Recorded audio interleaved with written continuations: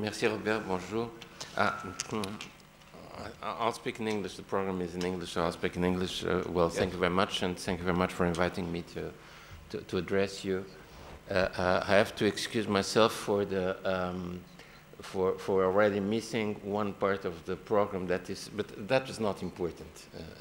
Chairs are available. I mean, and all you can be chairs, because due to the air controller strike yesterday over Paris, everything was disrupted. I reached Lisbon in impossible hours almost this morning, and so I have to go to my lab and then come back.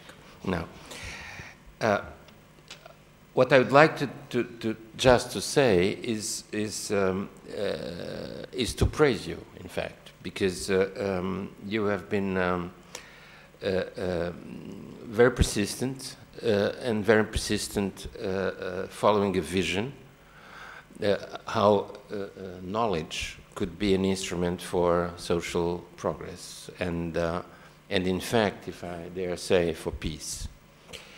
And in fact, the idea of creating an organization that helps doing so and calling it sharing knowledge, it's very unique, because in fact you are addressing not only the knowledge to be shared, but the knowledge needed to allow knowledge to be shared. And that's, as I view conferences like this one. We are sharing among ourselves and wish to share among ourselves the knowledge, including not only the scientific and technical knowledge, but the human, organizational knowledge needed to allow knowledge to be shared. And these organizational competences are based upon scientific and technical knowledge, and that was your choice, and certainly the choice that comes out of your own career. And you have decided to focus on developing countries. And that's another choice. You could have remained in the comfort zone of sharing knowledge among very highly developing countries and developed countries. Our experience in Portugal has some points of contact with yours, namely in the relation with Portuguese-speaking countries of very different size and structure, from Brazil to East Timor, from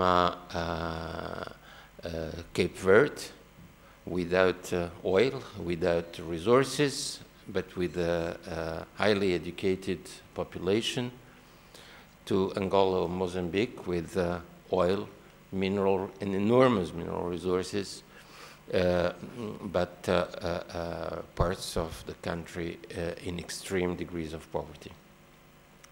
So we have been used to this variety, and but also with signs of hope that come through the new generation of educated leadership and the new generation of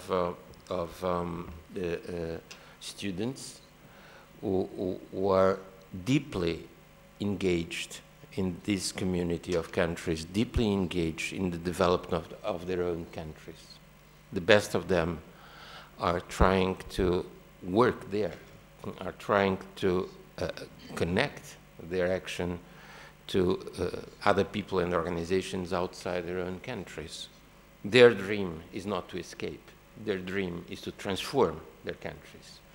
And I think we must connect with those seeds of progress that are present in many, many developing countries. From our experience, we have seen, namely in the largest countries, the social phenomenon of the emergence of mass higher education, this very strong demand by the new middle classes of higher education, but also the very difficult challenges of this movement. The fact that, on one hand, demand is not matched by appropriate quality offer of higher education. On the other hand, it's not even matched by the job market for graduates. And it's not even matched by open doors for immigration.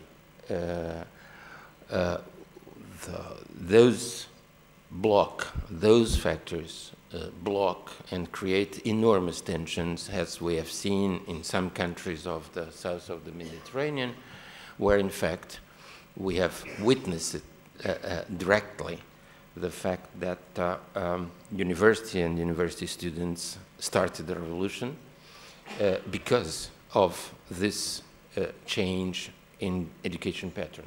And in fact,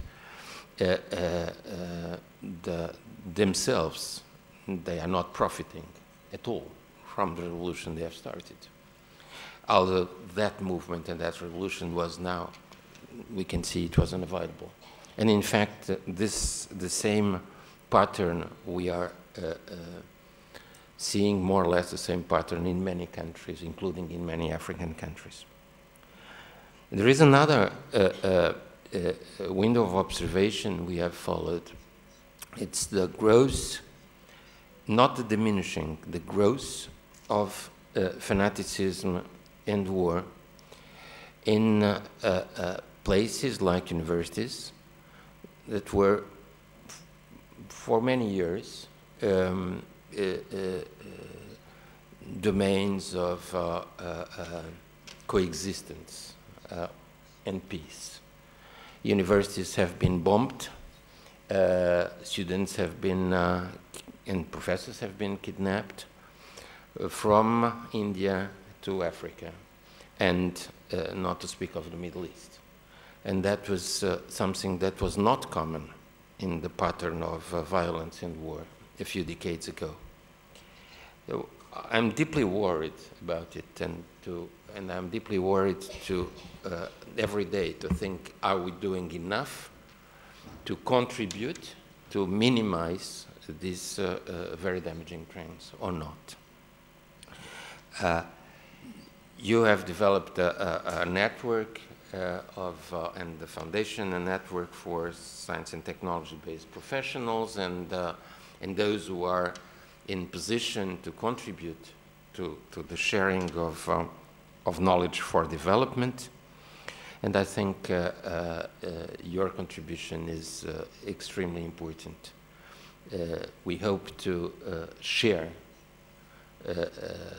some of us in Portugal in different domains are trying to contribute to the same objective. Would like to share with you and play your game. Share with you the knowledge that you have acquired over the years. And again, and finally, to praise you and your colleagues for your vision and for your persistence. Thank you very much.